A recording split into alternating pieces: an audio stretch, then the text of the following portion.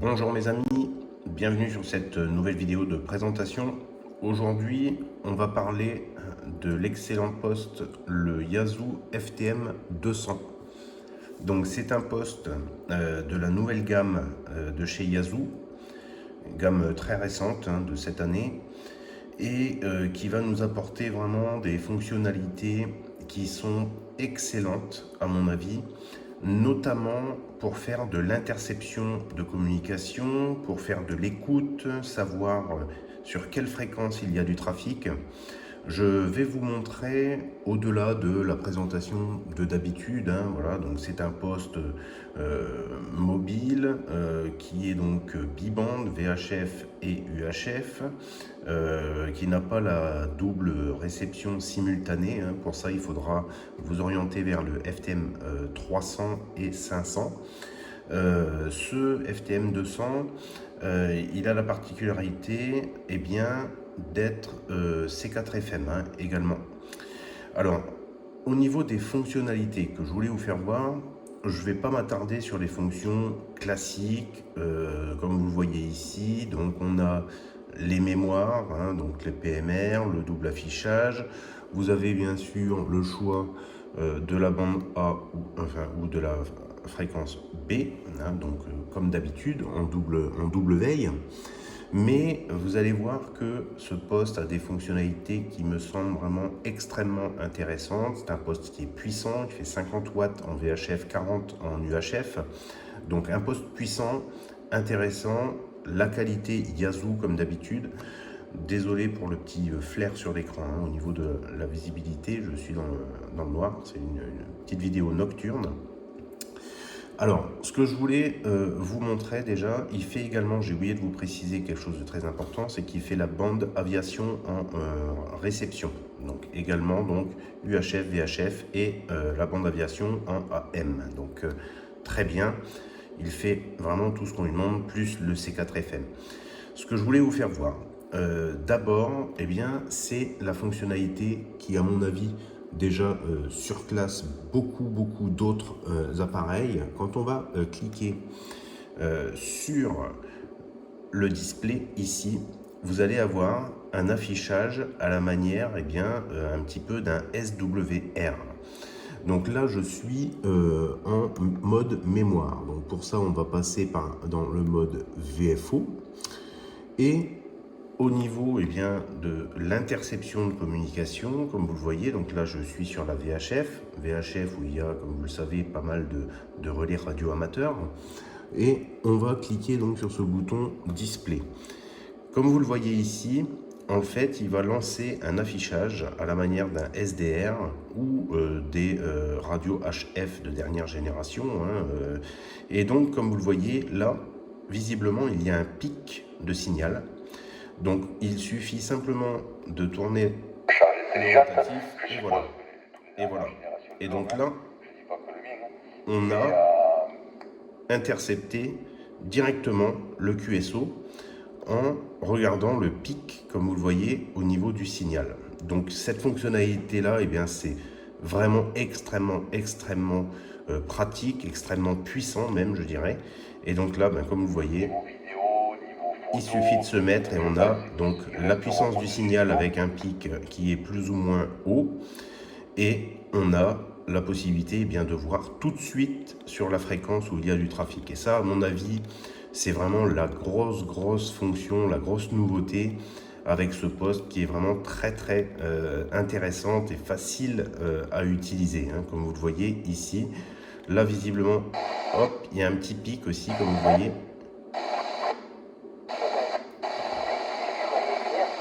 Voilà.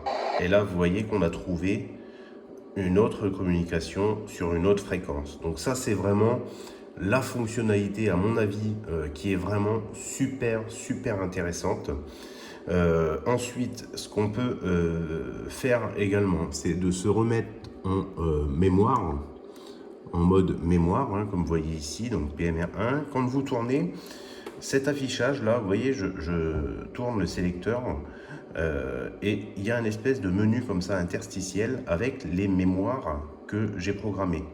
Donc en fait, il faut tourner, par exemple, si je veux aller sur le PMR8 comme là, il faut tourner et appuyer pour aller sur le PMR8. Je trouve que ça, c'est pas très pratique. J'aime mieux finalement tourner directement et changer la fréquence en mémoire directement sans devoir passer. Vous voyez, je tourne, je dois passer par là et je dois appuyer pour aller au canal 9. Je trouve que c'est un petit peu de la perte de temps, mais bon, c'est comme ça.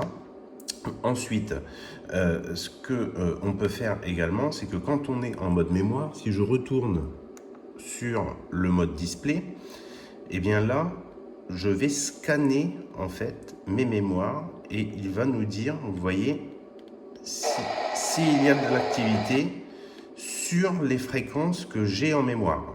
Voilà, à la différence du mode VFO, vous voyez que ici on a donc les fréquences, les PMR, vous voyez, PMR 9, 10, etc.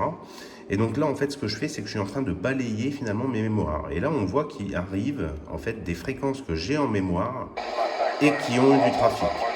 Et là, on a encore un relais radio amateur qui trafique également. Vous voyez? Donc, en mode mémoire, on va avoir cet afficheur qui va nous donner les mémoires sur lesquelles il y a du trafic. Donc ça peut être intéressant, puisque là, je suis là, et donc je peux voir directement mes différentes mémoires où il y a du trafic. Et la deuxième grosse fonction que je voulais vous faire voir, c'est le fameux mode PGM. Comme vous le voyez ici, le mode PGM. Alors, qu'est-ce que c'est que ce mode? C'est finalement des fréquences que on va mettre en mémoire, les fréquences, on va dire, qu'on utilise le plus, et on peut en stocker là-dedans 5 différentes. Donc, pour activer le mode PGM, on va cliquer simplement sur le PGM. Et là, vous voyez que j'ai P1, P2, P3, P4. Donc, j'ai mis 4 mémoires que j'ai l'habitude d'utiliser. Et sur la barre, vous voyez, on va voir sur laquelle de mes 4 mémoires il y a du trafic. Visiblement, c'est sur le P4. Donc, il suffit d'aller simplement sur le P4. Et là, on va avoir donc la fréquence sur laquelle il y a du trafic. Donc ça, je trouve que c'est une fonction vraiment qui est super également pour monitorer finalement des fréquences que bien vous utilisez le plus. Donc il y a finalement la banque de mémoire normale, comme d'habitude, où vous enregistrez vos canaux, mais il va y avoir une espèce de condensé qui va contenir 5 mémoires, P1, P2 jusqu'à P5, directement. Là, on voit, vous voyez qu'il y a du trafic. Tout de suite, je peux aller voir où il y a du trafic. Deuxième fonction, également toujours liée au mode PMG, c'est d'appuyer une fois ici. Et là, vous voyez, je suis passé en mode auto. Et là, le mode auto, il va nous dire que finalement, sur 2 de mes mémoires, visiblement, il y a du trafic.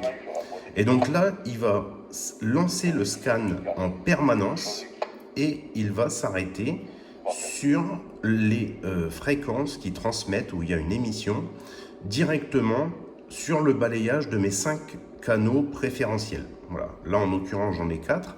Si je veux en ajouter un, vous allez voir que tout ça, c'est vraiment très bien pensé, à mon avis. C'est vraiment très simple d'utilisation et comme vous voyez, c'est quand même puissant.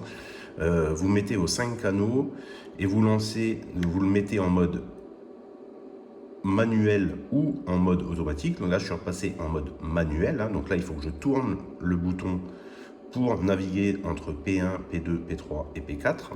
Ou alors, je le mets en mode auto et là, il va scanner en permanence mes 4 mémoires et il va s'arrêter dès qu'il trouve une communication sur mes 4. Vous voyez, là, j'y suis et il m'a trouvé la communication. Donc ça, c'est vraiment aussi très pratique. Pour mettre en mémoire une fréquence dans ce mode PGM, donc là, on va quitter le mode PGM, on va se mettre par exemple, alors ça va marcher soit dans une mémoire comme ici, ou alors également si je reviens en mode VFO par exemple. Donc là, imaginez que je veuille mettre cette mémoire, cette fréquence dans le mode PMG, j'ai juste à appuyer long sur PMG, boum, et là vous voyez que j'en ai plus 4, mais j'en ai 5, et donc la 5e, eh bien, c'est la mémoire que je viens de lui mettre directement en fréquence. Et là, vous voyez qu'il m'indique qu'il y a toujours du trafic sur la P4, comme tout à l'heure. Là, la P5 que je viens de mettre, visiblement, est vide. Si je veux effacer la P5, il suffit de me mettre sur P5 et de rappuyer long sur le bouton PMG. Et là, vous voyez qu'il a disparu. J'en ai plus 4. J'en ai plus 5, j'en ai 4 actuellement. Donc c'est vraiment très très simple. Donc ce qui est très intéressant dans ce mode, c'est que par exemple pour aller prendre une fréquence comme ça à la volée qu'on ne connaît pas, il suffit simplement de se mettre, hop, on va revenir dans le mode VFO, je me mets dans le VFO, je mets le display et je lance l'analyse de spectre, comme vous voyez ici. Là, je vais pouvoir regarder où il y a de l'activité avec mes petits pics. Donc, il suffit d'aller se balader et de voir où il y a l'activité sur ces petits pics. Dès que vous allez avoir intercepté une communication, il suffit de laisser appuyer sur le bouton PMG et là vous voyez je viens de mettre en mémoire cette fréquence sur le P5 de ma fonction PMG. Et donc là si j'appuie une fois sur le bouton, je vais lui dire là ça clignote, hein, donc il me scanne en permanence, il me monitore finalement 5 fréquences en même temps. Et ça vraiment, pour moi, c'est une fonction vraiment qui tue sur ce poste. C'est vraiment très très bien. Quand vous avez l'habitude, vous le savez bien, hein, vous avez à peu près, voilà, avec 5 fréquences que vous avez l'habitude de monitorer, c'est déjà pas mal, 5 fréquences. Donc ça vous fait une espèce de 5 veilles en même temps de fréquences. Et ça vraiment, je trouve que c'est vraiment très très intéressant sur ce type de poste. Voilà ce que je voulais vous faire voir comme fonction directement. Ensuite, les fonctions classiques des autres postes, vous avez un bouton directement pour passer, alors on va se remettre en mode VFO, pour passer directement, vous voyez, sur les différentes bandes. Donc on est 222, le 430, le 511, et là on revient en VHF. Voilà, donc ça c'est assez intéressant. Et également, vous allez avoir, comme vous voyez ici, la bande aviation en AM pour intercepter des communications d'avions, de tours de contrôle, etc. Très pratique également à monitorer pour aller trouver finalement les fréquences des aérodromes à côté de chez vous, etc. etc. En cas de problème majeur, il est à mon avis très intéressant de scanner ce qui se dit sur les tours de contrôle, etc. Là, vous voyez que visiblement, il y a eu une petite communication. Là, visiblement, il y en a une autre. Et voilà. Là, je viens de capter une transmission d'un avion. Donc, vous voyez qu'avec cette fonction d'analyse de spectre comme ça, c'est vraiment très très facile d'aller prendre des fréquences et écouter ce qui se passe autour de vous. Là, je viens de trouver la fréquence. Il suffit que je la mette dans mon mode PMG, par exemple, et hop, il sera stocké directement et je vais pouvoir la monitorer. Donc, vous voyez le principe. C'est vraiment, à mon avis, très très bien. Que vous dire de plus sur ce poste? Qualité Yazoo, là, vraiment, c'est vraiment pas mal. Tout se commande au micro, DTMF, etc., etc. C'est toujours les mêmes fonctions que les postes, on va dire, haut de gamme de chez Yazoo, que le FTM 400 également, que je vous ai déjà présenté sur la chaîne. Je ne rentre pas dans cette vidéo sur tout ce qui est WireX C4FM, mais en tout cas, ça fonctionne également parfaitement. Je vous avais fait la démo un petit peu sur le FTM 400, sur la vidéo du FTM 400, pour tout ce qui était navigation dans les nodes, etc. Là, je voulais vous montrer vraiment, à mon sens, les fonctions qui sont vraiment clés sur ce poste et qui pourraient vous faire acheter ce poste. À mon avis, vous voyez que quand on commence à utiliser ce genre d'analyseur de spectre à la manière un petit peu d'un SDR, eh bien c'est très difficile de revenir en arrière sur des postes qui ont un afficheur simplement de fréquence, tout simplement parce que sans l'analyse visuelle, eh bien même en lançant des scans en permanence, vous allez vraiment rater beaucoup de communication. Là, le fait d'avoir un pic visuel tout de suite, vous savez où se situe le trafic. Donc je pense que c'est vraiment très intéressant. On le trouve aux environs de 350 €, hein, ce poste en fonction des revendeurs. Mais je pense que avec ces fonctions-là, c'est un très bon achat si vous voulez vous équiper d'une radio puissante, compacte, hein, qui est assez petite. Elle est montée également sur un tiroir avec un clip directement pour l'enlever. Donc ça c'est bien, vous pouvez monter ça dans la voiture. Vous laissez le sabot dans la voiture et puis vous allez pouvoir tout de suite l'enlever ou le remettre, hein, dans le tiroir. Donc ça c'est vraiment pas mal, à la manière un petit peu des tiroirs de CB comme il y avait à une époque. Donc un poste que j'aime beaucoup, je voulais vous présenter, et bien au-delà de tout ça, vous voyez un superbe afficheur avec des couleurs, etc. Donc on sent bien que là on est sur des postes de dernière génération, hein, qui sont quand même bien plus aboutis que bien les postes avec juste la fréquence à l'ancienne, hein. Là on passe vraiment un cap, hein, vraiment avec ces afficheurs. Donc là vous voyez, je suis un petit peu, donc il y a un menu comme ici qui est paramétrable, hein, avec le logiciel. Vous allez pouvoir paramétrer les fonctionnalités que vous utilisez le plus directement. Donc c'est un espèce de menu raccourci avec les fonctions. Vous mettez par le logiciel ce que vous voulez. Vous pouvez, comme vous le voyez ici, passer directement avec les codes CTCSS ou DCS, hein, directement. Vous pouvez changer par exemple le step, etc. Donc il fait GPS, hein, bien sûr, ce poste. Donc vous allez avoir votre position, vous pouvez transmettre votre position sur les modes numériques, hein. Donc tout ça, voilà, c'est vraiment des fonctionnalités assez avancées. Et puis donc là, quand on quitte ce menu, on va dire simplifié, hein, donc vous voyez pareil avec les couleurs, c'est très lisible, hein, c'est très pratique à mon sens, vraiment c'est pas mal. Quand on revient donc au mode normal, on laisse appuyer sur le menu, et puis là on va rentrer dans tous les réglages du poste, et il y en a énormément, hein. Je crois, je ne sais plus, hein, combien il y en a, mais vous voyez, je les passe rapidement, les mémoires, les configurations, les bips, etc. Enfin voilà, on peut absolument tout régler à partir de ce menu qui est quand même assez balèze, hein, comme vous le voyez. Tout ce menu, bien sûr, se règle par le logiciel Yazoo, qui est fourni gratuitement sur le site de Yazoo. Donc c'est quand même, à mon sens, plus pratique de tout programmer par le logiciel. Dernier point, au niveau de la programmation, il n'y a pas besoin d'acheter un câble supplémentaire pour programmer ce poste. Et ça aussi, c'est très bien, parce qu'on sait que les câbles chez Yazoo, c'est quand même assez cher. Ce poste a une carte SD. Donc vous avez un slot pour une carte SD. Cette carte SD va vous permettre d'enregistrer également des QSO si vous le souhaitez.